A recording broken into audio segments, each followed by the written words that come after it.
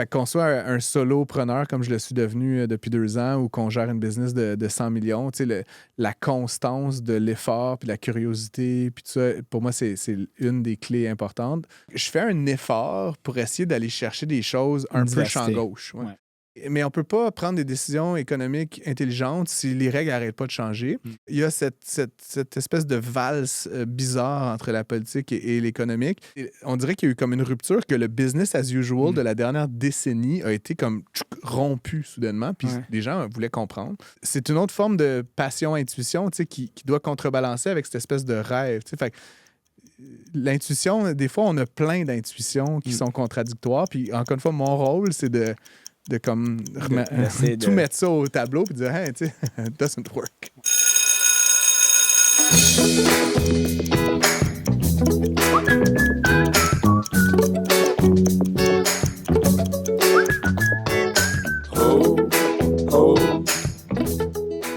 C'est un long jingle, ça. C'est un long jingle, mais c'est le fun. C'est le fun, ça nous met dans le mood. Merci de retour à un autre épisode de La Retenue. Avec moi aujourd'hui, Francis Gosselin, économiste, consultant, gourou. Tu ne veux pas que je t'appelle gourou, mais je vais le dire quand même. All right. Francis, on est content de t'avoir en retenue. J'aime toujours commencer par demander à nos invités, est-ce que tu as déjà été en retenue quand tu étais jeune? T'étais-tu tannant ou... Non, quelque chose m'a dit que non, tu étais un bon étudiant. J'étais un premier de classe. Premier de classe. Ouais, effectivement. Pas retenu parce que c'était comme trop tard, je pense, dans ma vie, mais j'étais allé dans des bonnes écoles, publiques, mais bonnes, internationales et tout. Fait que j'étais comme premier de classe. J'ai fait mon cégep international, premier de classe. Puis je suis arrivé à l'université, là, puis no offense, HEC, mais comme je trouvais ça d'une facilité déconcertante. L'université, surtout la première année, là, comme j'avais l'impression d'apprendre à compter jusqu'à 10, là, alors que des gens qui venaient d'autres cégeps, mettons, qui avaient peut-être eu des moins bons profs, il y avait comme un learning curve. Fait que j'ai été très disengaged pendant mon baccalauréat. J'ai fini avec des très mauvaises notes, puis c'était comme limite que je passais pas à la maîtrise. Puis moi, c'est quand même important de faire une maîtrise. Fait que j'ai dû comme faire une lettre de motivation et tout. Fait que c'était pas de la retenue, mais mettons que c'était comme une période de ma vie moins flamboyante. Là.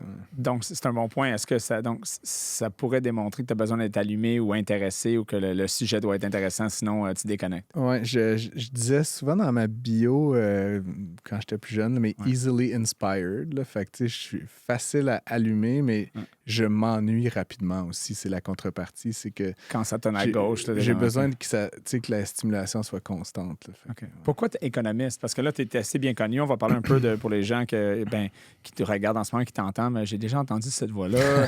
Je connais sa face. Un de mes producteurs disait je t'ai déjà vu. Où est-ce que je t'ai vu? Où est-ce qu'on t'entend en ce moment? Tu parles à la radio? Je suis tous les matins avec Mario Dumont au 99.5. Ouais. On parle de quoi? On parle d'économie. Je suis le chroniqueur économique là, de Mario Dumont. Fait que tous les matins, les gens se réveillent avec le doux son de ma voix et des taux d'intérêt, des faillites d'entreprise. J'écris dans le Journal de Montréal 1 ou 2 fois par semaine. Puis je suis occasionnellement à la TVA, LCN pour toujours économie, mais toujours en économie, mais at large. C'est ça, exactement. Fait que ça va de l'économie, mettons, de l'État à des entreprises spécifiques, à la politique américaine. C'est vraiment très, très large, évidemment, puis c'est ce qui m'intéresse là-dedans. C'est intéressant. Comment tu choisis tes sujets? Parce qu'on s'entend chaque matin, ça veut dire que... Est-ce que tu prévois ça 4-5 jours en avance? Ou des fois, tu pognes un sujet qui est courant, qui est sorti de la nouvelle, puis OK, je vais y aller avec ça. Le Jobs Report, il est sorti, on parlait des Jobs Report. C'est ça, exact. J'ai des trucs comme ça, là, justement, l'inflation, l'emploi, le taux directeur, c'est comme un peu obligé. Là. J'ai l'impression non seulement de répéter le chiffre, là, mais d'expliquer ce que c'est. Parce que, prenons par exemple l'inflation, on dit, récemment, là, ça a été plutôt bon, là, c'est-à-dire très faible, mais en fait, parenthèse, Ryan, ma première vraie job, là, hors resto et autres porte-à-porte, ma première vraie job de ma vie, c'était chez Statistique Canada à faire le panier standard de l'indice des prix de l'IPC. Fait que je connais très bien l'inflation et quand on dit la machine à saucisse, je sais comment la saucisse est faite. Là, et l'inflation, donc on dit 1,6 %, mais en fait, il faut décortiquer ça. Qu'est-ce qui est dans le panier? Qu'est-ce qui est dans le panier? Puis notamment, l'immobilier, que tu connais un peu, je pense, c'est 28,3 % du panier. Fait que c'est sûr que même s'il augmente juste un petit peu, ça skew toute la distribution de l'indicateur.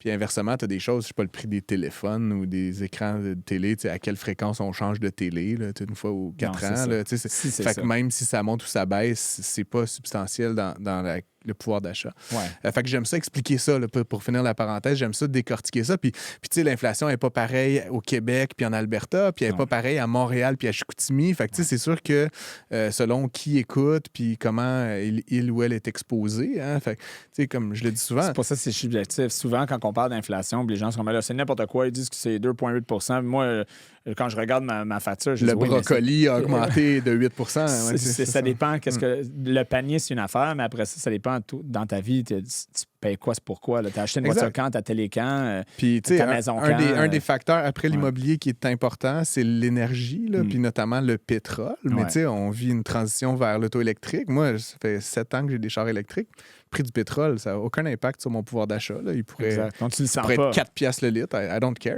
C'est pour moi. Fait que c'est sûr que, bon, je fais partie des privilégiés. Là, c'est encore une petite proportion de la population, mais plus on va migrer vers dans plein de sphères de nos vies, vers des produits et des services qui sont pas inflationnistes, moins on va être exposé à ces variations-là dans le temps. Puis c'est ça que j'aime expliquer. Bref, pour finir ma longue réponse à ta question, c'est ça que j'aime décortiquer dans la vie de tous les jours. Puis comme là, c'est les grands principes d'inflation, mais tu sais, une faillite, là, comment ça fonctionne, puis pourquoi on fait faillite, puis c'est quoi la suite de décisions qui a mené l'entreprise là, puis c'est-tu la fin? Est-ce que ça veut dire est-ce que les mises à pied sont permanentes? Ou est-ce que, fait, un peu d'expliquer ça, parce que j'ai la chance, justement, comme dans ma vie de tous les jours, de voir plein d'affaires. Fait que j'aime les rendre un peu plus... Donc, tu piges dans les affaires que tu vis, les sujets courants, etc.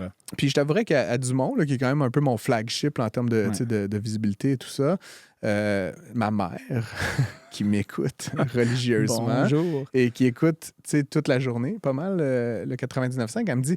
Tu sais, c'est toujours les mêmes sujets. Puis tu écoutes n'importe quelle radio, là, le 98.5, Radio-Canada, à toutes les heures, c'est la même nouvelle. Qu'est-ce qu'a fait Pierre Poilievre, puis comme l'inflation. Puis, fait que je fais un effort pour essayer d'aller chercher des choses un peu champ gauche.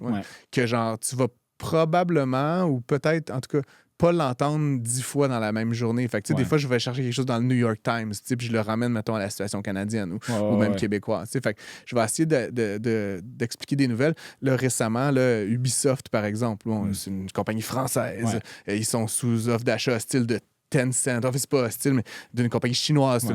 On s'en fout, mais il y a 5000 employés d'Ubisoft à Montréal. Surtout au Québec, puis aucun média quasiment en a parlé. Fait que je vais vous expliquer ça. Moi, je connais bien Ubi, je connais bien le jeu vidéo. Fait que quasiment créer la nouvelle d'une certaine façon. Fait que c'est un effort que je fais tous les matins en me réveillant quand même, de faire cette...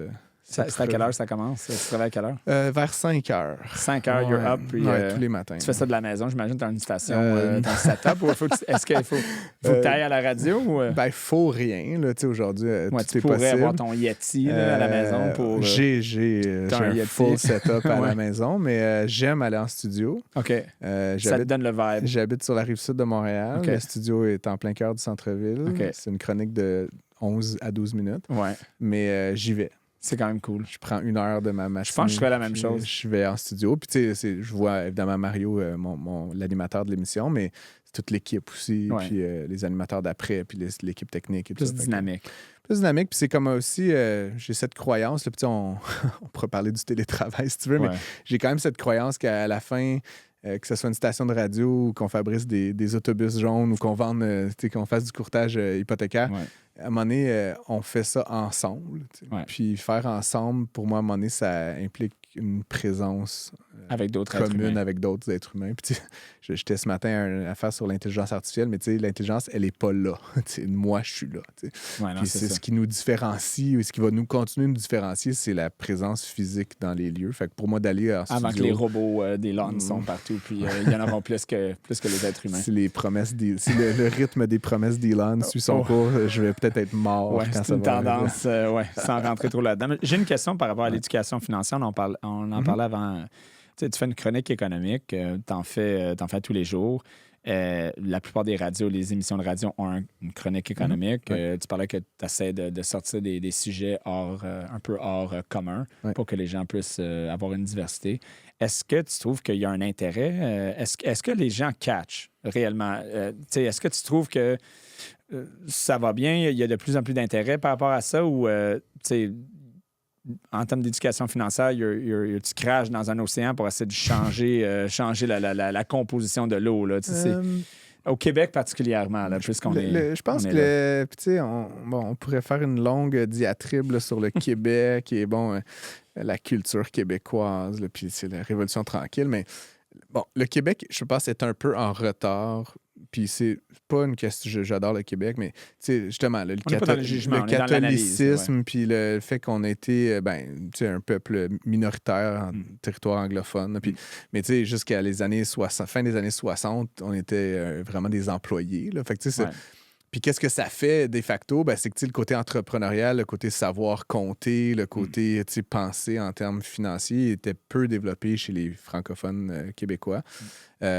Donc, ça fait une génération, là, on est comme un peu dans la deuxième, là, mais c'est des phénomènes qui se font sur des centaines d'années. Là. Exactement. En réponse à ta question, je pense drôlement que la pandémie / l'inflation qu'on a vécue / plein d'autres affaires ont beaucoup sensibilisé les gens à ça depuis quelques années. Puis un certain réveil. J'ai été très opportuniste, moi, je dirais, là, mais comme j'ai été hyper sollicité depuis 2 ans, alors que je fais ce métier-là depuis une quinzaine d'années, mais depuis 2 ans, là, l'inflation, je pense, ça a été le driver. Moi, j'ai fini mes études à la fin des années 2000, comme on n'avait jamais connu ça. Là. Moi, des taux d'intérêt au-dessus de 3 %, c'était pour les pays en développement. Là, c'était comme une chose ailleurs ou dans le passé de mes parents qui me racontaient des années 80, c'était donc cher. Mais il y a eu comme un éveil collectif que, l'économie, que c'était pas juste une science abstraite là, en haut. Là, et c'est comme concrètement mon paiement hypothécaire, mon paiement d'auto. On dirait qu'il y a eu comme une rupture que le business as usual de la dernière décennie a été comme rompu soudainement. Puis les gens voulaient comprendre.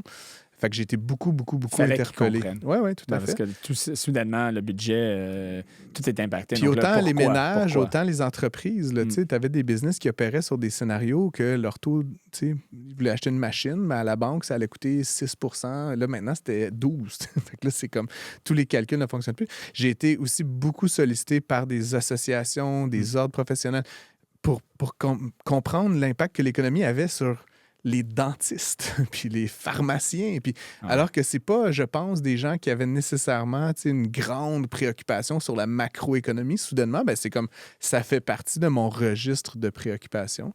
Fait que, comme je te dis, j'étais très opportuniste. Puis pour l'instant, j'ose espérer, pas juste de manière égoïste, là, mais pour le Québec, que cet intérêt-là va se maintenir dans la durée. Il va poursuivre. Maintenant que l'inflation est à 2 c'est un peu moins... De retour à la norme ou la cible. Je t'avouerais que depuis quelques mois, là, on ne m'appelle plus à chaque fois que la Banque du Canada parle. C'est comme ça baisse d'un quart. C'est comme un peu... Il y a moins dans la normalisation. Ouais, c'est moins comme... À chaque fois qu'il y a un rapport d'inflation, là, c'est pas comme je déchire ma chemise puis oh my God. Non, mais tu sais, il y a eu une courte période pendant 1 an là, que c'était comme... Les gens voulaient comprendre. Là, c'est comme un peu plus... On est plus dans un... On est dans une stabilité maintenant. Ce qui est une heureuse nouvelle. Mais ça pourrait changer. Il y a encore la tendance à penser que les taux d'intérêt, oui, il y a une normalisation qui se passe. La Banque du Canada va tenter de retourner des taux neutres pour, on appelle ça un soft landing. Oui, exact. Soft landing, veux-tu l'expliquer? Il y a beaucoup de gens qui, parlant d'économie, tu es là. Donc, explique-moi, c'est quoi un soft landing, puisqu'on t'a mentionné la Banque du Canada. C'est quoi un soft landing? Pourquoi que la banque... que ce soit la Fed, la Banque du Canada, Londres, peu importe, là, pour qu'ils veulent un soft landing. Puis c'est quoi le concept derrière ça pour que les gens comprennent un peu? Si tu es entrepreneur, tu veux comprendre pourquoi ça pourrait ou ne pourrait pas arriver. Là. Ce qu'on veut dans la vie, là, je pense, comme entrepreneur, comme citoyen, c'est de la prévisibilité. On voudrait là, savoir c'est quoi les règles du jeu l'an prochain, puis l'année d'après, puis l'année d'après. Puis comme ça, on peut décider, je vais acheter une maison, je vais acheter une machine, si tu es un entrepreneur, je vais refaire mon site web, whatever, là, quel que soit ta business. Puis ce qui s'est passé depuis 2 ans, c'est qu'il y a eu, pas de l'hyperinflation, mais il y a eu comme une forte poussée inflationniste, puis on n'avait pas vu ça depuis longtemps. Pourquoi je te dis ça? Parce que soudainement, les règles du jeu étaient plus prévisibles. Puis parce que le coût des... Tu sais, si vous avez pensé construire une maison, là, c'était... fallait payer 400 000. Plus demain, c'était comme 550 000, la même maison à construire, juste parce que le coût de tout a comme jumpé de plus 8 une année, puis 6 l'année d'après. Et donc, en réaction à ça, la Banque du Canada, ce qu'elle fait, c'est qu'elle, donc on le sait, elle augmente le taux directeur. Donc, c'est le taux auquel tout le monde se finance. Là, plus ça trickle down en taux hypothécaire, taux de financement commercial. Mais ce faisant, dans le fond, comme l'argent est cher, ben les gens empruntent moins. Fait qu'ils investissent moins en machines, en site web, achètent moins d'immobilier, ils construisent moins d'immobilier. Fait que ça ralentit l'économie. C'est ce que la banque veut faire. Là, la raison qu'il y a de l'inflation, notamment, c'est qu'il y a de la surchauffe. Ça va trop vite, là, les prix augmentent trop vite. Donc, on veut calmer le jeu. Puis le danger, puis historiquement, ce qui est souvent arrivé, c'est qu'en voulant calmer le jeu, on le calme trop. Il overshoot. Fait qu'on overshoot, puis à un moment donné, l'économie est plus juste calme, elle détruit, là, elle est de moins en moins rapide. Puis à un moment donné, c'est très difficile de repartir cette machine-là. Fait que le soft landing, ce que c'est de dire on va augmenter les taux pour ramener l'inflation. Encore une fois, je reviens à mes règles du jeu, on veut que ça soit prévisible, donc on va ramener l'inflation à cette espèce de 2 là, entre 1 et 3. Et on va redonner à tous les acteurs économiques une forme de prévisibilité. Mais ce faisant, comme tu disais, on ne veut pas overshot. Là. Moi, un taux, comme on l'a vécu à 5, au-dessus de 5 là, c'était dur de se financer pour les entreprises, c'était dur de se financer pour les développeurs immobiliers, c'était dur pour les ménages de financer leur propriété. Fait que, si c'était resté de même pendant 10 ans, on aurait tué un peu l'économie canadienne. Fait que là, c'est normal qu'on rebaisse. Mais là, si on baisse trop vite, l'inflation va repartir. Fait que c'est comme un genre de petit jeu. Là. Puis, comme je l'explique souvent, là, à qui veut bien l'entendre, la particularité de l'économie, c'est que tu conduis très vite. Là. On fait comme... Le Canada, c'est 2, quelques trillions de dollars de PIB par année. Là. C'est beaucoup, beaucoup, beaucoup d'argent. Et on conduit donc à cette vitesse-là hallucinante, là, genre speed of light. Puis notre seule manière de conduire, c'est les miroirs. C'est comme, t'espères. Ouais, c'est ça. Tu regardes toujours dans le miroir, arrière. Est-ce qu'il y a eu de l'inflation? Est-ce qu'il y a eu de la création d'emplois? Est-ce que les entreprises ont investi dans la technologie? Est-ce que la productivité... Tout est lagging. Mais oui, parce que le temps que Statistique Canada, puis les gens comme moi, puis les gens comme toi, qu'on prenne acte du mois qui vient de se terminer, puis du trimestre qui vient de se terminer, puis qu'on compile ça dans un... Excel, dans mon cas, qu'on reçoit les données, qu'on l'analyse, qu'on fasse des beaux graphiques, puis qu'on envoie ça à un journaliste, puis quelqu'un publie ça, il peut se passer, selon les indicateurs, entre 1 et des fois 6 mois. Donc, on conduit en regardant des vieilles affaires, mais je veux dire, ce serait carrément inimaginable de dire à chaque jour le prix des tomates a-tu augmenté? Là? Je veux dire, il y a trop de points de vente, puis il y a trop de tomates. Là, fait qu'on le fait de manière compilée une fois par mois pour l'inflation. Et donc, ça donne, comme je le dis, une possibilité d'overshot constamment, de surfaire la politique budgétaire, de surfaire la politique monétaire. À la hausse ou à la baisse. À la hausse ou à la baisse, je veux dire. D'une certaine façon, moi, j'ai beaucoup de respect pour la Banque du Canada. Ils ont, je pense, peut-être réussi leur pari du soft landing, comme tu le dis, mais ils ont été trop tard à réagir. Je veux dire, l'inflation à 8 on la voyait venir. Là, je veux dire, c'est pas magique. Et ils ont attendu et ils ont tellement dû augmenter le taux rapidement et de manière très intense. Et là, dans l'autre direction en ce moment, je veux dire, ils vont lentement. Il faudrait accélérer la cadence des baisses, là, parce qu'on voit que l'économie stagne, on voit que les emplois ne se créent pas. Il y a certaines provinces au Canada qui sont en déflation actuellement, ce qui est vraiment pas une bonne situation. Fait qu'on overshot dans un sens comme dans l'autre. Pourtant, c'est quelque chose qui est assez connu, ça, que historiquement, il overshoot des deux côtés. Là. Puis, sachant ça... tu trouves pas que ça crée une frustration au niveau de la population que, when are you going to understand que c'est ça? Là? Comme tu overshoot à chaque fois. Vous savez que l'inflation, c'est un lagging indicator. Vous savez très bien que ça arrive. Pourquoi pas accélérer ça? Même toi, tu le dis en ce moment, l'économie ralentit. Il y a plein de données qui indiquent le ralentissement. Il baisse les taux d'intérêt. Pourquoi pas plus vite? Je pense que c'est... En ton opinion. Oui, bien, c'est ça. Il faudrait demander... Tu inviteras TIF sur ton balado, mais l'invitation est lancée. En attendant qu'il soit là, je peux faire son porte-parole. Voilà. Comme je le dis, je simplifie ça, mais ce que font les centaines d'économistes de la Banque du Canada, que je te résume là, en 32 secondes, c'est un travail de moine, c'est un travail long, puis avec toujours un degré d'incertitude. Puis c'est toujours la même chose, là. Damned if you do, damned if you don't. Là, puis bon, je veux pas faire de politique sur ton balado, mais tu peux en faire. Ceux et celles qui appelaient à remplacer le gouverneur de la Banque du Canada ou à une intervention. Tu sais, le politique, là, puis je veux dire, on le voit dans des genres de républiques comme le Venezuela, là, puis c'est comme zéro une inspiration pour nous, by the way, mais comme quand le politique se met à régir les taux, ben, c'est sûr que moi, personnellement, le taux élevé, mon prêt variable, comme je t'avais raconté offline, ça m'a vraiment fait mal, puis je suis pas le seul au Canada. Moi, j'aurais espéré somehow que le taux reste bas, mais je veux dire, au détriment d'un taux d'inflation à 8 qui est plus destructeur encore que ma petite personne. Fait que, d'une certaine façon, la Banque du Canada, elle a un rôle de l'intérêt général, même si ça emmerde plein d'intérêts particuliers.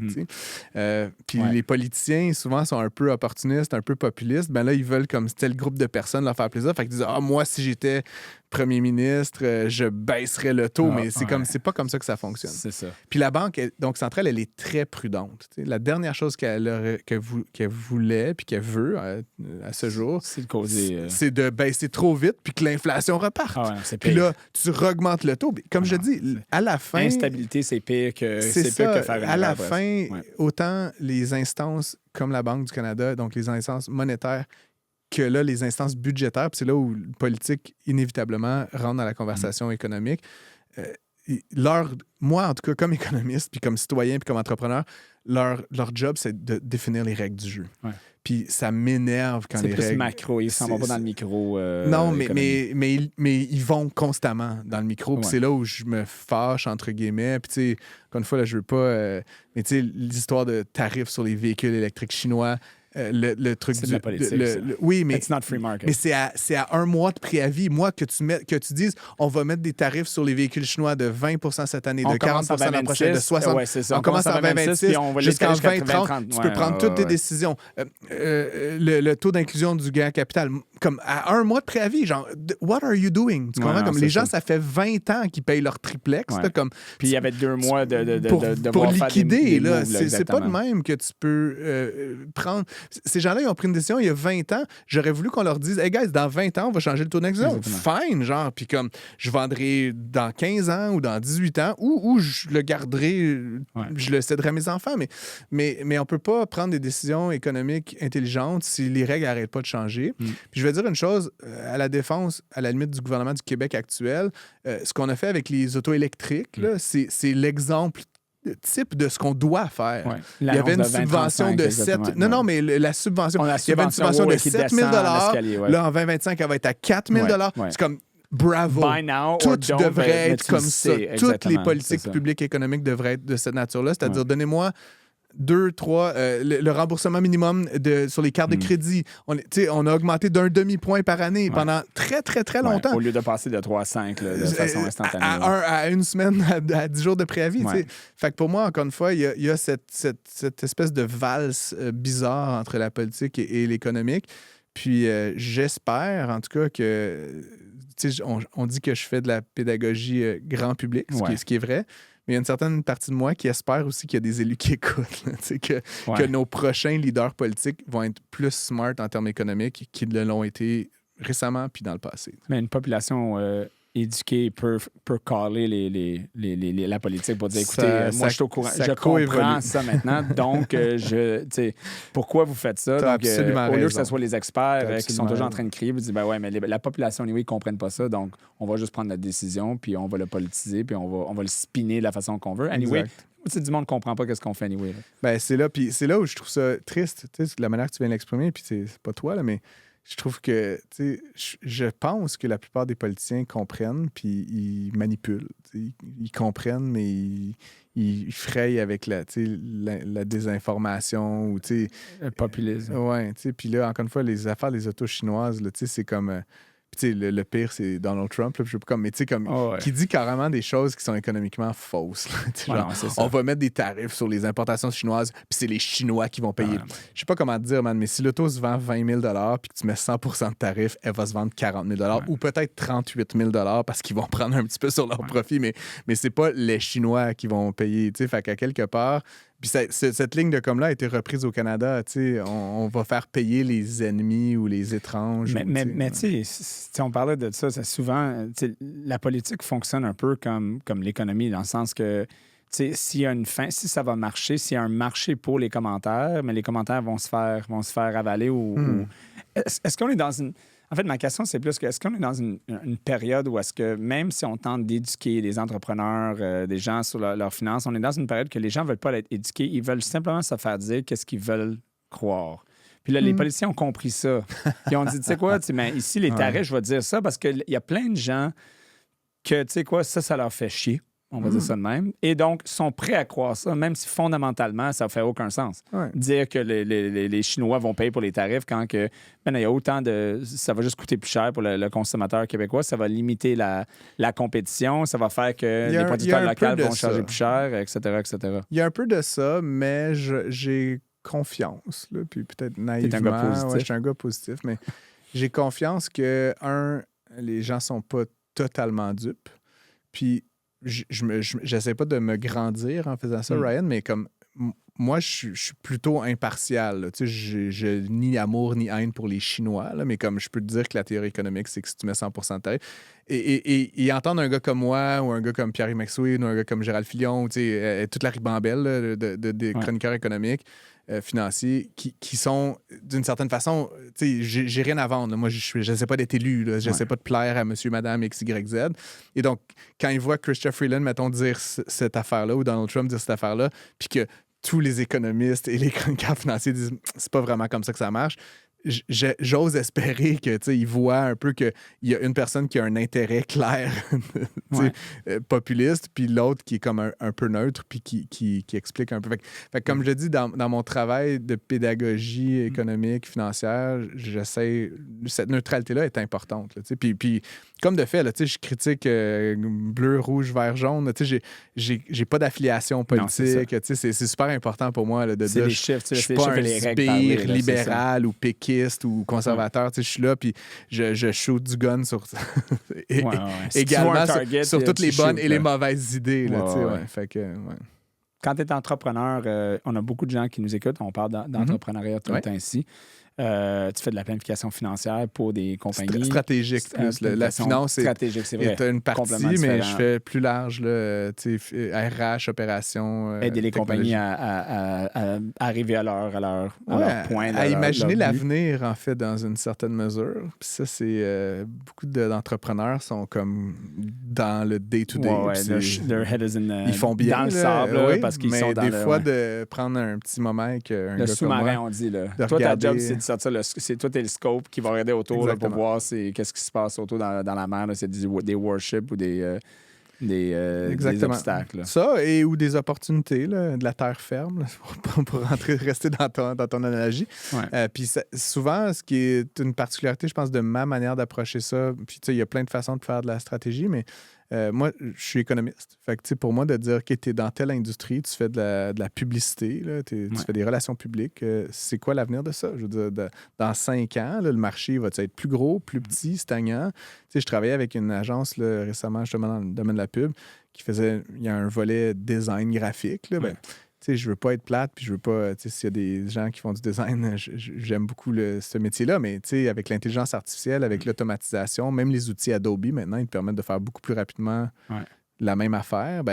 Il va y avoir moins de demandes pour le design graphique. Fait que, si ta business, si ton all-in, si tes investissements puis tes embauches, c'est all-in dans ce métier-là, t'es mieux de parier sur du volume ou sur de l'automatisation, parce que de faire, comme on faisait il y a 10 ans, du design graphique, là, clic à la mitaine, c'est juste macroéconomiquement, il y a moins de demandes pour ça. Fait que, peut-être que ton agence devrait aller plus dans les relations publiques ou dans le design intérieur ou dans d'autres opportunités. Fait que pour moi, de faire de la planète stratégique, c'est aussi de regarder le big picture, genre, mettons, nord-américain, puis de dire où est-ce que ça s'en va, puis comment toi, tu vas te frayer ton chemin là-dedans. Puis après, justement, tu sais, qu'est-ce qu'il te faut en ressources humaines? Qu'est-ce qu'il te faut en software? Qu'est-ce qu'il te faut en machinerie? Qu'est-ce qu'il te faut en... Justement, qu'est-ce que tu dirais, comme de façon générale? C'est sûr qu'il y a plein de gens qui nous écoutent, des entrepreneurs. Si tu avais quelques conseils, des choses qu'ils devraient regarder dans leur planification stratégique, ça serait quoi? Des conseils? Je sais, c'est toujours cas par cas, selon le marché, selon ta business, mais j'imagine qu'il y a des principes de base que que tu devrais regarder, analyser puis prévoir dans ta planification, ça serait quoi que tu donnerais comme conseil à ces gens-là? Je reviens à ce que je disais. La première chose, puis ça, j'ai pas le monopole là-dessus, je suis habile dans mes recherches, là, puis je connais bien les bases de données StatScan, puis je suis abonné à certains sites, mais si vous êtes vous êtes agriculteur, vous êtes, peu importe, t'es courtier hypothécaire. Là, comme, courtier, acériculteur, exportateur de sapin. Il y a des sources de données probantes qui existent là, dans l'acériculture. Donc, get the data. Get the data. Puis comme, il y a probablement tous c'est son contraire, mais consulte 3, 4, 5 sources, puis qui disent, je sais pas, le marché du sirop d'érable au Japon. Là. Ouais, c'est ça. C'est quoi ton marché? C'est quoi les perspectives? Puis c'est quoi les concurrents? Puis le Vermont? Puis les changements climatiques? Tu sais, comme comprendre un peu, encore une fois, big picture. Ouais. Puis après ça, moi, je connais rien dans cet univers-là particulièrement, mais bon, la deuxième chose que je regarderais, selon l'industrie dans laquelle on est, on vit au Québec, au Canada, dans le monde, une forme de pénurie de main-d'œuvre. Fait que dans quelle mesure est-ce que ta business, elle est sensible au coût de main-d'œuvre, à la disponibilité de la main-d'œuvre, à la qualification de la main-d'œuvre, parce que tu peux pas faire le pari qu'il va y avoir une abondance de travailleurs dans les prochaines années. Fait que si tu as une business qui est human intensive, c'est ça. Il faut que tu trouves des solutions. Human capital, puis la contrepartie de ça, c'est la conversion qu'on a depuis tantôt, si ta business est capital intensive, genre tu fais de l'immobilier, tu achètes des terrains, l'autre affaire qu'il faut que tu regardes absolument, c'est le comportement des taux, là, puis comme la disponibilité du capital, puis les stratégies des banques. Fait que pour moi, au croisement de ces trois choses-là, le big picture de l'industrie, plus comme le sirop d'érable, après ça, le labor, puis le capital. Au croisement de ces trois choses-là, tu as déjà un bon portrait de c'est quoi ton terrain de jeu probable, mettons, pour le futur. Puis après ça, c'est là où moi j'aide, mais tu sais, je suis pas meilleur que n'importe qui. Je suis externe, j'ai pas d'enjeu, mais justement, te poser des questions, fait que tu dis que tu veux doubler ton chiffre d'affaires, combien d'humains il te faut, puis tu vas les trouver où, puis tu vas les former comment, puis il y en a sûrement qui vont partir parce que taux de roulement, fait que si tu veux 5 employés de nouveau, il va falloir que t'en embauches 8, puis là, puis c'est où ta business? C'est-tu à Sainte-Thérèse ou c'est comme au fin fond du nord du Québec? Tu comprends que la disponibilité de la main-d'œuvre, elle est différente dans différents endroits? L'analyse, t'es pas surpris qu'il y a tellement d'entrepreneurs ou les gens qui veulent être entrepreneurs, entre guillemets, puis le besoin, pas le besoin, mais le temps investi dans la planification stratégique est souvent, moi, ça me surprend parce que, un peu comme toi, j'investis dans des business, puis je suis très surpris souvent comment l'entrepreneur that really went on intuition. Puis on avait un invité dans une autre émission qui parlait de intuition is everything comme entrepreneur. Et je suis pas nécessairement pas en accord avec ça. Oui, but put the chances on your side as well. Intuition, ça marche, mais intuition is driven by some sort of même subconscient, des faits subconscients. Informed intuition. On va rajouter le mot informed dans la bande d'intuition, exactement. Puis j'aurais envie de dire, finir la phrase à to a point. Je connais pas ton invité, mais tu sais, opérer une business de 1 million sur l'intuition, tu sais, c'est pas facile, là, mais puis même de 5 millions, tu peux comme peut-être en sortir. Bien entouré, puis tu sais, plein de monde qui travaille fort. Je connais pas beaucoup de business de 500 millions ou de 10 milliards qui sont comme au pif à l'œil. C'est ça. Là, de quel côté va le... Juste parce qu'à un moment donné, tu as la lourdeur des processus, des machines, des humains, puis comme si tu veux changer, ça ne change pas sur un 10 cents. Comme le veut. Fait que ça, c'est la première chose. Puis évidemment, moi, une des affaires que j'aime beaucoup faire quand je travaille avec des entrepreneurs ou des comités de direction, ça revient à l'intuition dans une certaine mesure, c'est de dire, tu sais, je travaillais récemment avec une assez grosse business là, qui fait 200-300 millions de chiffre d'affaires, puis ça faisait des années qu'il y avait cette intuition, justement, d'une géographie particulière. Il voulait aller là, à Paris. Là. Okay. C'était comme le rêve là, d'être en France. Là, puis c'est tellement beau, Paris. It's the dream. C'est correct. C'est noble, là, puis c'est intuitif, puis c'est aussi comme c'est ton cœur. Puis tu sais, je pense que l'entrepreneuriat, c'est aussi une affaire de comme... Une affaire de passion. Une affaire de passion, mais comme de checker ta passion contre d'autres passions. C'est-à-dire, par exemple, tu veux aller à Paris, fine. Mettons, Ryan, tu veux ouvrir un courtier hypothécaire à Paris. Je ne sais pas c'est quoi les règles là-bas, mais mettons que c'est dans ton cœur. C'est quoi les règles? C'est quoi les règles? Mais la deuxième chose, mettons... C'est quoi le marché? C'est tellement fictif, mais... Non, mais t'as-tu envie d'y aller? Parce que aller à Paris une fin de semaine ou 3 semaines, moi, j'y vais souvent. J'adore Paris. C'est magnifique. Ouais. Est-ce que tu as envie d'habiter à Paris? Que tes enfants aient à l'école parisienne, de payer des impôts, de gagner des euros, de vivre dans le trafic parisien, de te faire crier après par le monde dans le métro? Comme Paris, c'est beau pour les touristes. C'est différent quand tu y habites. Là. Ouais. Je dis pas que c'est bon ou mauvais, mais... Et donc, si personne autour de la table n'a envie d'aller à Paris, puis que c'est stratégique que quelqu'un soit là, puis communique la culture, puis embauche les premières personnes pendant 1 an, 2 ans, 3 ans, on va juste arrêter d'en parler. Là, à some point, on brûle beaucoup de gaz, puis d'énergie, puis on entretient ce mythe-là, alors que ça ne va jamais arriver tant que quelqu'un n'est pas prêt à commettre de déménager ses 3 enfants, puis son chien, puis tu comprends ce que je veux dire? Fait que, à un moment donné, l'intuition doit être contrebalancée à une autre intuition que, ben moi, j'aime ça, habiter au Québec. qui est une autre forme d'intuition, une autre forme de passion. C'est comme, j'aime ça, moi, habiter au Québec, puis de payer mes impôts au Québec, puis d'avoir mon auto au Québec, puis d'avoir mes enfants qui vont à l'école au Québec. Puis c'est une autre forme de passion-intuition qui doit contrebalancer avec cette espèce de rêve. Fait que, l'intuition, des fois, on a plein d'intuitions qui sont contradictoires. Puis, encore une fois, mon rôle, c'est de mettre ça au tableau et de dire, hey, tu sais, it doesn't work. Oui, non, exactement. Ouais. C'est un excellent point. Tu as mentionné tantôt, tu sais, look at the data, c'est informed intuition. Quand on regarde le data au niveau de l'immobilier, c'est sûr que je m'en vais dans cette direction-là un peu. Tu m'as parlé que dans l'immobilier en général, ça touche beaucoup de choses. Ça touche les immeubles, mais ça touche les gens qui travaillent dans l'immobilier, surtout les courtiers hypothécaires comme moi, la business de cabinet de courtage, mais ça touche aussi les courtiers immobiliers. Pas les courtiers hypothécaires, mais les courtiers immobiliers également. En parlant de data et de faits, comment tu trouves que ça va du côté immobilier, du courtage immobilier, des services que la population reçoit au niveau de l'immobilier? Est-ce que does it follow intuition, more data? Est-ce que c'est emotionally driven? Vaste oui, non, on est large, mais je pense que la plupart des gens au Canada, surtout au Québec, ont une obsession d'être propriétaire de leur maison. Ouais. Puis que ce soit bon ou mauvais, parce qu'on pourrait discuter is that a good obsession ou pas.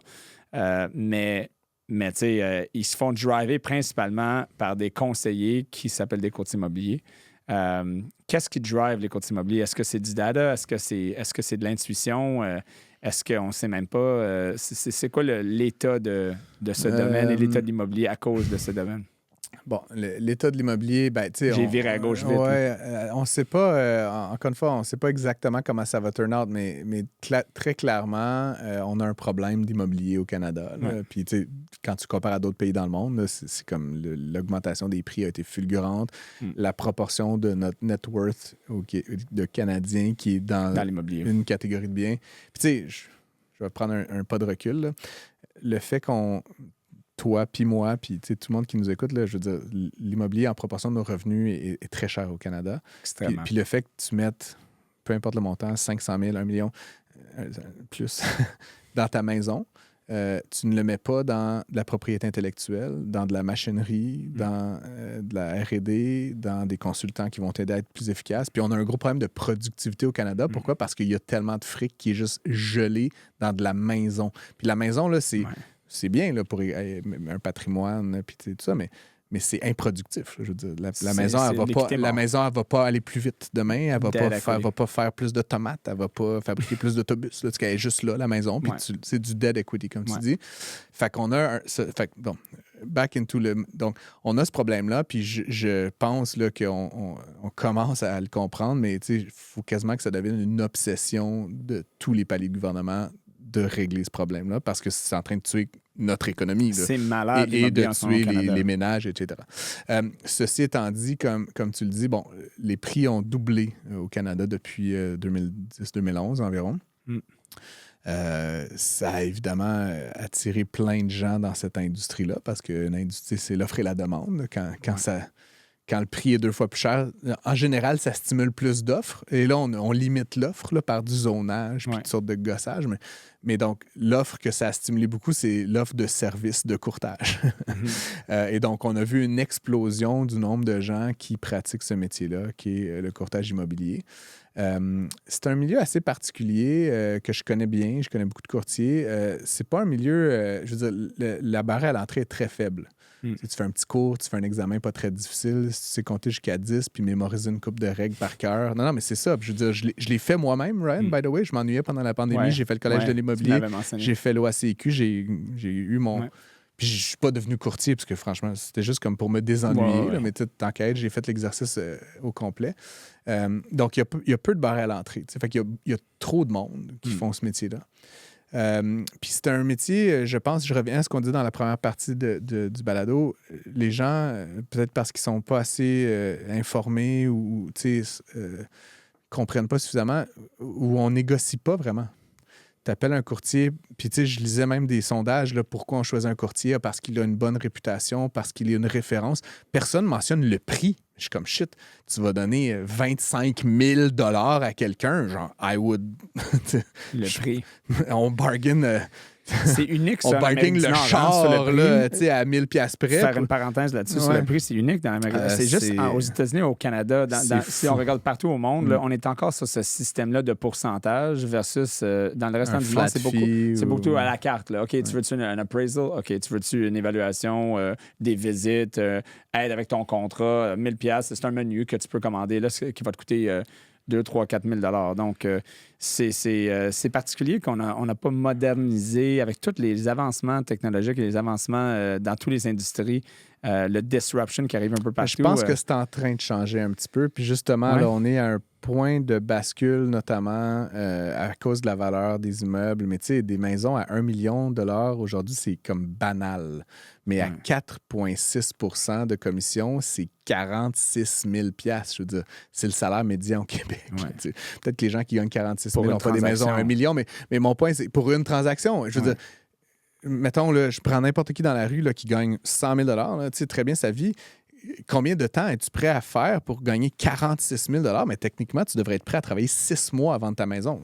Mettons que ça t'en prend un. Tu viens de faire un bon bargain. Calculer 25 semaines ou 26 semaines fois. Je pense qu'on va maturer là-dessus. Puis je dis pas ça contre les courtiers immobiliers. Ils font un travail, certains d'entre eux très, très bien.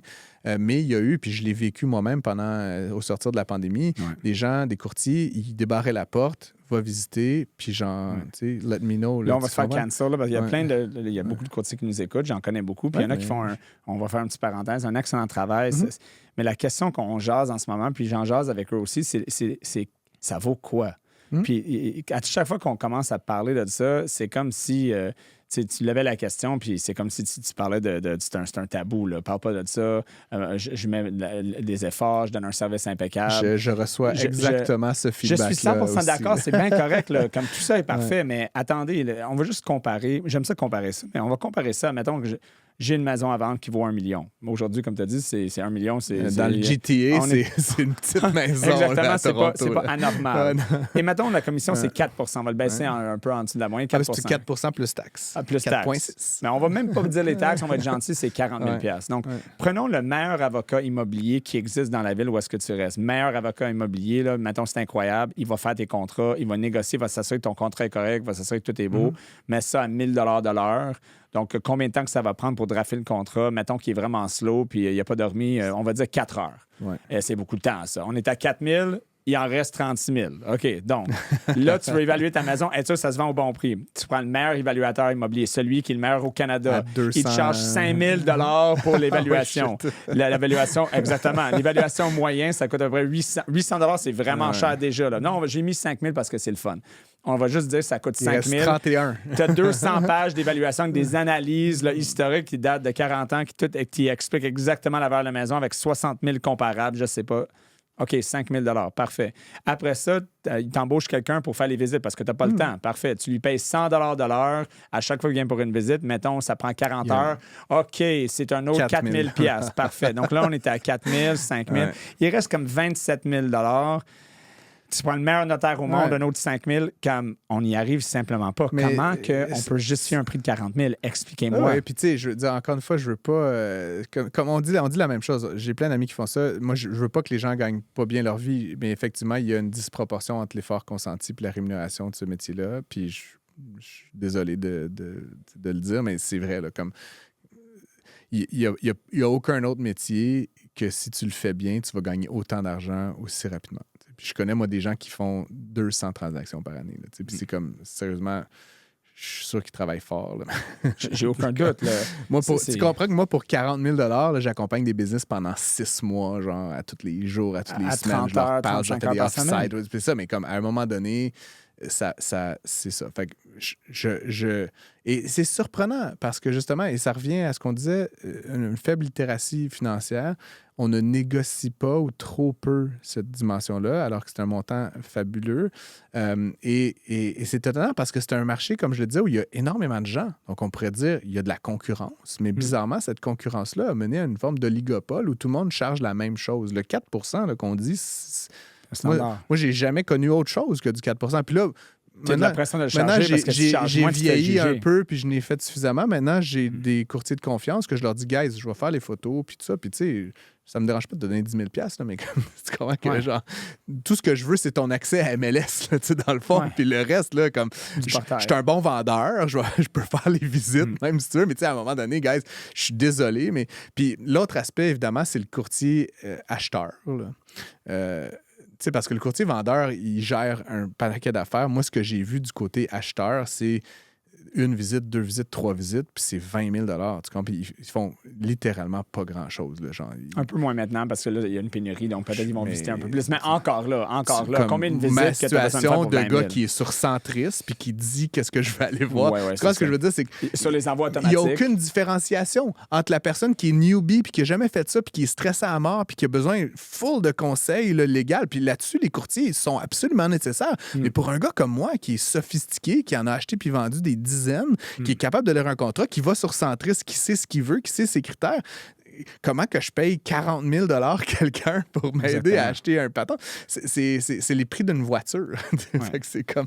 Effectivement. Puis là, ils feront valoir qu'il y a les frais d'agence, puis l'OACQ. Puis c'est vrai, encore une fois, mais c'est pas parce qu'il y a ce système-là qu'on doit tolérer sa persistance. Peut-être que, justement, on devrait trouver un système dans lequel on réduit un paquet de frais. Puis d'une certaine façon, to be honest, tout ça contribue à la non-abordabilité du logement. Si à chaque fois qu'un logement change de main, il faut payer 20, puis 30, puis 40 000 de frais à quelqu'un, c'est de l'argent qui s'en va de l'équité immobilière, qui s'en va dans les poches d'un intermédiaire. Fait que, tu sais, à un moment donné, j'aurais envie de dire si on pouvait limiter ça d'une certaine façon. Puis, encore une fois, qui gagnent 1 million de dollars par année, les courtiers, j'ai rien contre. Là. Moi, je suis pas contre les gens qui gagnent très bien leur vie, mais il faut qu'il y ait une forme de... Puis, tu sais, quand tu gagnes des montants très élevés à faire un travail, disons, moyen, là, c'est quoi ton incitatif à automatiser ta chaîne de valeur? C'est quoi ton incitatif à te créer, genre, une espèce de séquence, là, intelligence artificielle, robotisée, de comme tous les papiers se remplissent tout seuls, puis toutes les offres de services partent en même temps, toutes les promesses d'achat partent. T'as aucune incitation, là, tu comprends? Tu fais déjà 500 000 $ par année. Franchement, exactement. Pourquoi tu casserais le bicycle? Donc, il faut mettre une forme de pression pour qu'on réduise les coûts, ce qui va permettre aux courtiers peut-être de continuer à bien gagner leur vie en limitant la charge qui est imposée aux propriétaires, acheteurs ou vendeurs. Puis, comme je dis, là, pour l'instant, c'est une vue de l'esprit, mais je sais qu'il y a de plus en plus de gens qui réfléchissent à ça. Puis honnêtement, c'est pas une guerre contre les courtiers, c'est juste une façon pour moi au moins une conversation. Une conversation de reprendre une forme de contrôle sur ce marché-là qui est, comme je dis, malheureusement peu concurrentiel actuellement. Puis, tu sais, moi, j'ai déjà parlé en avant de courtier, puis notamment, tu as mentionné, tu as parlé en avant de l'OACQ. Oui, je les connais très bien. J'adore l'OACQ. Ouais. Exactement. Puis, tu sais, cette opinion-là, tu l'as partagée. Ça fait pas longtemps que tu as parlé. Oui, effectivement. Tu as parlé en avant du groupe de courtiers. Sur la réputation. Sur la réputation, c'était son sujet. Donc, on va tomber dans la réputation des courtiers à cause que, tu sais, c'est... Puis, tu sais, on parle des courtiers immobiliers en ce moment, mais je t'avais mentionné off-air que je trouve le courtage hypothécaire est peut-être un peu là-dedans également. Peut-être pas autant, mais que mon métier également, on est quand même bien payé. En moyenne, un peu moins depuis quelques années, mais en moyenne, on va être payé 1,8 à 1 % par transaction. Un prêt de 300 000 à 400 000, c'est quand même 4 000 Sure. Combien? Un 3 4 000 Tu peux en faire plusieurs dans la semaine. C'est ça, exactement. On peut en faire plusieurs dans la semaine. Combien de temps est-ce que tu as mis pour vraiment aller chercher un prêt? Ça dépend. La réponse, c'est que ça dépend des courtiers. Qu'est-ce que tu offres? Moi, je me pose la question à chaque fois que nous, on fait un prêt. Qu'est-ce que j'ai à faire comme conseil, comme service, comme encadrement, comme valeur ajoutée qui justifie le coût à l'intérieur du produit hypothécaire, de l'obligation, de tout le package qui fait que je suis payé 4 000? Je me pose cette question-là. Je ne suis pas sûr si dans mon industrie, cette question-là est posée régulièrement.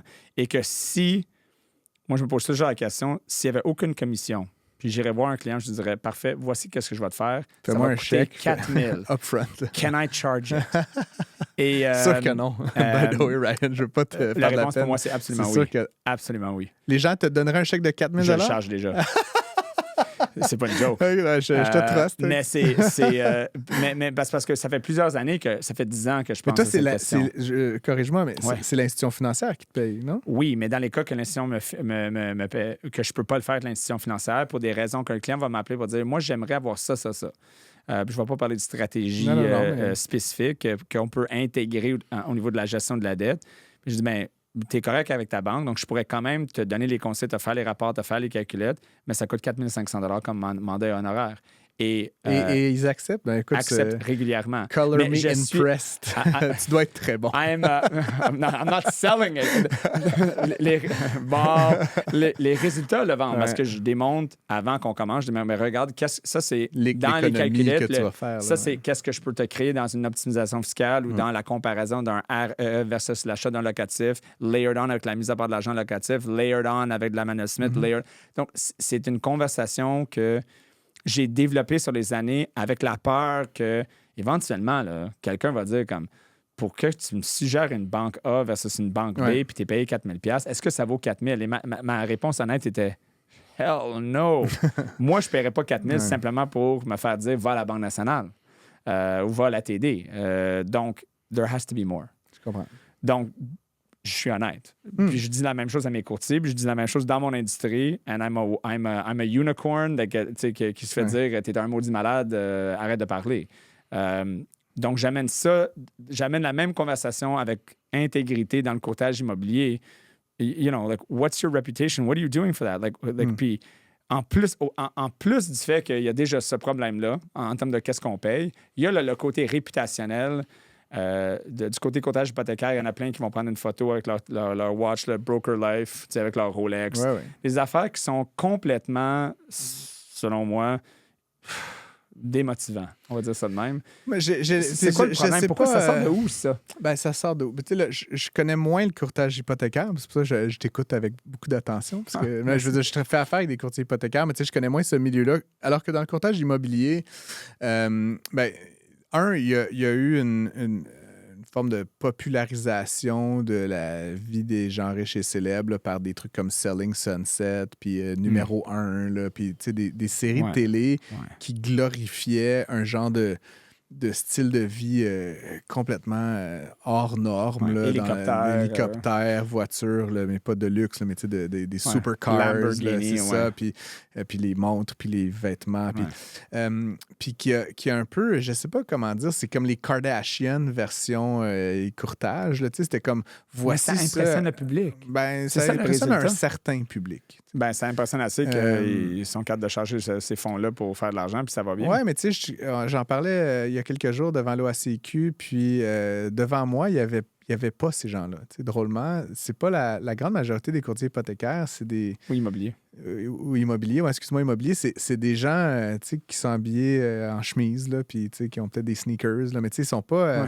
sont pas arrivés là, en Lamborghini, en hélicoptère. Ils sont venus dans leur, je sais pas, leur RAV4, là, ou tu comprends, je veux dire, comme, ou peut-être une Porsche, là, mais tu comprends, je veux dire, je pense qu'il y a comme une petite frange du courtage qui se prend au jeu de croire que l'étalement,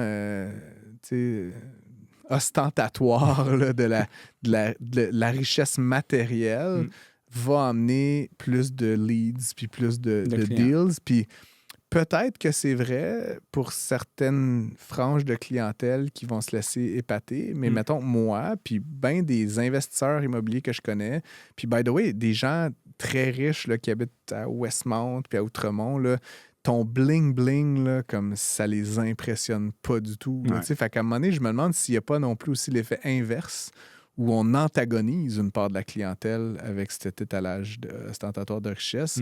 Et donc, comme je dis, ça touche une frange très particulière de la société. Puis ce qui est derrière, parce qu'on parle de réputation, ben, c'est que pour moi, chaque fois que je vois quelqu'un qui fait ça, je me dis, c'est une aspiration à de l'argent facile.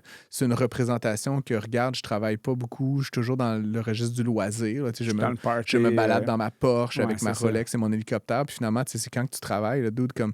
Je sais pas, moi, les gens, les cardiologues, là, genre, ils sont pas... j'en parlais... Ils font pas de selfies, c'est ça. Ils font pas des selfies après l'opération, là. Yo, check ça, ma Rolex. Puis genre, le gars sur la table, je l'ai sauvé. Comme, il y a une forme de noblesse, il y a une forme d'humilité.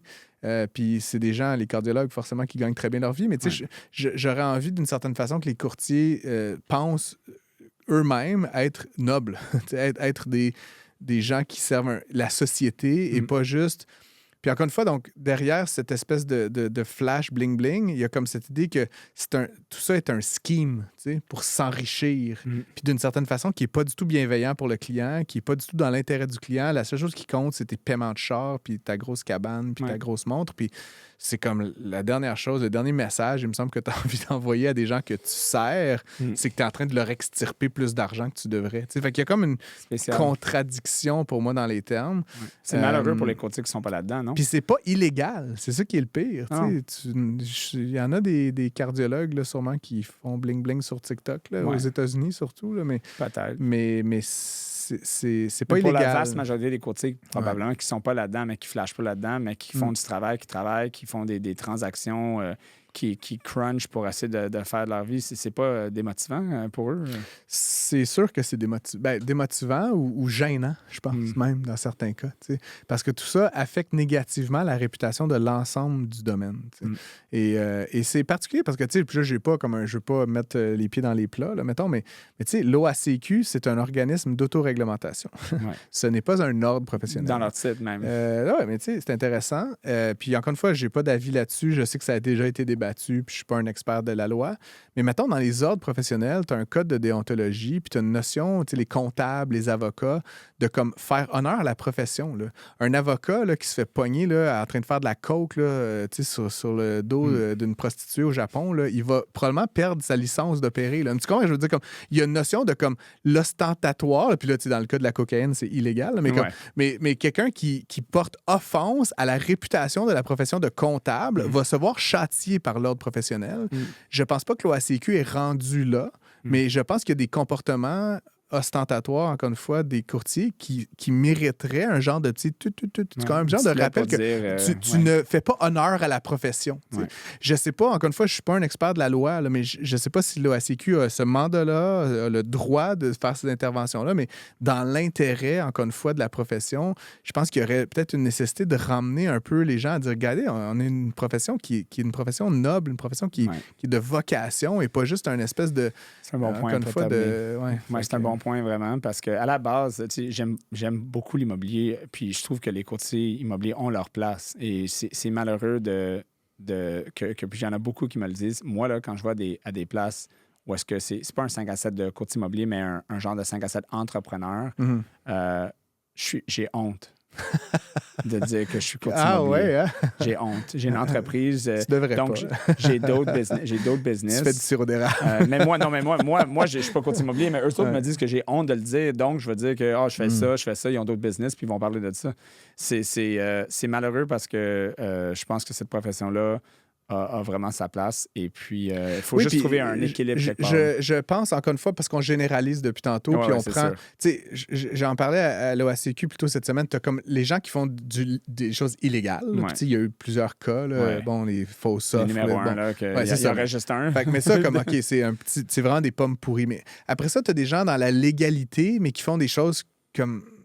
moralement questionnables. C'est pas une question de morale autant que ça entache la réputation, je pense, dans l'ensemble des courtiers. Mais après ça, tu as comme un paquet de gens qui font exceptionnellement bien leur travail. Je pense que tu as accueilli ici M. Bardagy, qui est comme... c'est la crème. C'est pas juste une question de représentation. Suivez c'est comme le gars, c'est un entrepreneur. Ouais. Le gars, il gère des gens. Il a une business. Ouais. Il a comme des coûts puis des revenus. Puis Patrice chez Engel & Volker que je suis puis avec qui j'échange à l'occasion, même chose. C'est comme une philosophie de développement, de service, de croissance, de développement des compétences des individus et pas juste comme un genre de fly-by-night, genre je vais faire 1 million puis m'en aller aux Bahamas, là, qui est une drôle d'aspiration. En fait, le point, je pense, final qu'on devrait faire là-dessus, c'est que le public devrait regarder leurs courtiers puis supporter les courtiers qui représentent ce genre de courtier-là. Exact. Bienveillance, intégrité, bienveillance, compétence. Ça, c'était les 3 choses que je pense que Verdagé mentionnait. Ben, je suis à la même place. Donc, tu sais, c'est quoi? Moi, j'ai compétence, bienveillance et intégrité. Pour vrai? Oui, c'est exactement, c'est plastered all over ses bureaux. Ah ouais, ben on est... j'ai dit, écoute, je t'enverrai le recording de l'OACQ. J'ai utilisé 3 mots-là, mais je ne savais pas que c'était la philosophie. C'est littéralement sa philosophie. C'est la même chose que j'ai communiquée. Donc, pour le public, prenez ces 3 mots-là, posez-vous la question, est-ce que votre courtier représente ça? Puis si oui, ben vous allez encourager les courtiers qui sont dans le... Et encourager c'est techniquement un marché concurrentiel, donc comme citoyen, comme entrepreneur, parce que là, on parle beaucoup du résidentiel, mais c'est vrai aussi dans le commercial. On a une possibilité d'influencer comme consommateur quel courtier on pense mérite notre confiance. Puis je pense que c'est pas ceux qu'on parle depuis tantôt. Exactement. Tu es aussi quelqu'un qui fait... puis là, on change pour parler globalement, parce que plus jamais refinir sur ce sujet-là, on est dans un monde volatile. Beaucoup de choses changent localement, municipal, fédéral, provincial, international, des risques géopolitiques, des relations old school, old world, new world qui se forment. Pour un entrepreneur, soit qui est déjà dans sa business un peu plus mature ou quelqu'un qui sort de l'école, qui dit « Moi, je veux commencer quelque chose. » Peu importe c'est quoi. C'est quoi tes conseils? Ou un conseil ou 2 conseils, tu dirais « Voici qu'est-ce qui se passe dans le monde en ce moment. Voici comment que tu devrais peut-être penser pour être pertinent et rester pertinent dans ta business si tu es déjà dedans. Ou si tu crées quelque chose, ben look at these factors, look at these tendencies. Qu'est-ce que tu aurais à dire là-dessus? C'est vaste, mais... Oui, c'est assez vaste. Moi, j'ai trouvé une réponse pour moi. Je pense pas que ça soit nécessairement la meilleure réponse, Ryan, mais on va le prendre. Mais ma réponse à moi, puis je me cite aucunement comme un exemple, mais ça fait 15 ans là, que j'ai fini mes études, puis j'ai étudié 11 ans, puis ça, je recommande pas nécessairement de faire ça, mais whatever, rocks your boat, mais j'ai commencé ma vie à 30 ans. Fait que, mais je pense, et en fait, je suis convaincu de ça, je ne connais personne qui travaille depuis 10-15 ans 50, 60 heures par semaine sur, peu importe, sur une chose, 10 choses, tu sais, whatever rocks your boat, mais rigoureusement, tous les jours, jour après jour, après jour, après jour, année après année, et qu'il n'y a pas de succès. Pour moi, c'est présentez-moi cette personne-là. Mais comme, moi, c'est la recette que je me suis appliquée, puis dans mon cas particulier, ça a été très éclaté. T'sais, fait que j'ai fait... Comme tu le sais, je fais de la planif stratégique. Ça a été mon core business pendant longtemps. Mais là, tranquillement, de plus en plus, je fais des médias, de la radio, de la télé, j'écris dans le journal. Là, je fais des conférences, beaucoup appelées. Puis c'est comme carrément une business différente, là, avec des relations différentes, de la préparation différente. J'ai commencé à investir, comme toi, dans quelques business. Fait que je suis comme investisseur, puis je suis sur des boards. Puis tu sais, j'ai une vie, là, chaque jour est totalement différent. Puis des fois, je suis comme... Je sais plus où je suis, là, puis je sais même pas ce que je fais demain à 3 heures. Mais la seule constante, c'est que j'arrête jamais. Là, puis je prends un immense plaisir à faire chacune des choses que je fais. Puis ça, ben, à un moment donné, ben, au début, honnêtement, c'était zéro payant au début. Là, comme j'ai fait des événements gratuitement, puis je participais à plein de podcasts pas rémunérés, puis j'ai continué, puis hustle, grit, là, tu sais. Ouais. Puis à un moment donné, ben, il y a eu comme un breakthrough, puis j'ai eu comme une affaire qui a commencé à être un petit peu plus payant, puis je me suis accroché, j'ai accroché mon wagon à ça. Mais fait que, pour moi, fait qu'on soit un solopreneur comme je le suis devenu depuis 2 ans ou qu'on gère une business de 100 millions, la constance de l'effort, puis la curiosité, puis tout ça, pour moi, c'est une des clés importantes. La deuxième affaire, j'en en ai parlé un peu tantôt, si vous avez de la chance, l'opportunité, un peu de temps, de sortir de votre quotidien. Puis c'est pour ça que j'aime ça parler dans des événements ou dans des associations comme l'OACIQ. C'est de dire, OK, tous les jours, tu grit, tu hustles. Ça, c'est go, Lève go, ta go. tête de l'eau. Mais une fois par année, une fois par mois, une fois par je sais pas quand, juste, tu sais... Regarde vers l'horizon. Regarde vers l'horizon, puis laisse-toi inspirer, puis keep an open mind, puis ça, moi, j'ai la chance que c'est plus ça mon quotidien que l'inverse. C'est comme je dis, chaque jour est un peu différent dans mon cas, mais j'ai la chance justement de passer de place en place puis de voir des gens qui lèvent le regard puis c'est comme, moi, shit, c'est vrai, il y a ça qui s'en vient. Puis ça va des pharmaciens aux dentistes, aux vendeurs de véhicules usagés, aux courtiers hypothécaires. Puis comme, je suis ravi de juste comme apporter mon petit moment de mon fairy dust, de comme, guys, il y a comme toutes ces choses-là qui s'en viennent. Regardez comme c'est excitant et terrorisant à la fois. Mais le savoir, c'est déjà une partie de commencer à trouver des réponses. Fait que c'est ça mes deux grands conseils un peu philosophiques. Right? C'est parfait. On accepte ça. C'est un excellent mot pour terminer. Francis Gosselin, on peut t'écouter le matin, Mario Dumont. Vers 8h, chroniqueur Journal de Montréal également. Tu as ton propre podcast, donc on n'en a pas parlé. Je vais sûrement t'inviter. Ça s'appelle Prends pas ça pour du cash. C'est une émission économie, finance, entrepreneuriat, dans le fond, que je co-anime avec Philippe Richard-Bertrand depuis bientôt 2 ans. Très cool. On a un petit following, là, quelques milliers de personnes qui nous écoutent assez religieusement. Puis on accueille du monde, ça va de justement de l'immobilier à des entrepreneurs vraiment dans le nitty-gritty, le manufacturier, à des gens plus, des artistes là, qui ont une business, là, veux pas. Fait que, non, c'est ton très, moment très de diversifié. regarder sur l'horizon. Oui, d'une certaine façon. Puis de partager aussi avec une communauté. Je pense que les gens qui nous écoutent, c'est beaucoup des entrepreneurs, c'est beaucoup des gens en innovation et tout ça. Fait que c'est bien excitant. Puis on fait ça chaque semaine assez régulièrement. Fait que, excellent. Merci d'avoir passé à ta première retenue. Merci, j'espère que c'est C'était tard, mais... Je sais pas si j'espère que c'est ma dernière, mais... Merci beaucoup. Ouais, ça fait plaisir. Merci d'avoir été avec nous pour cette retenue. Je vous invite à nous suivre sur YouTube, TikTok, Instagram et les principales plateformes de podcast, Spotify, Apple Podcasts et Google Podcasts. Commentez, likez et partagez la retenue, puisqu'il n'est jamais trop tard pour apprendre. Mon nom est Ryan Lahaye et je vous dis à la prochaine retenue.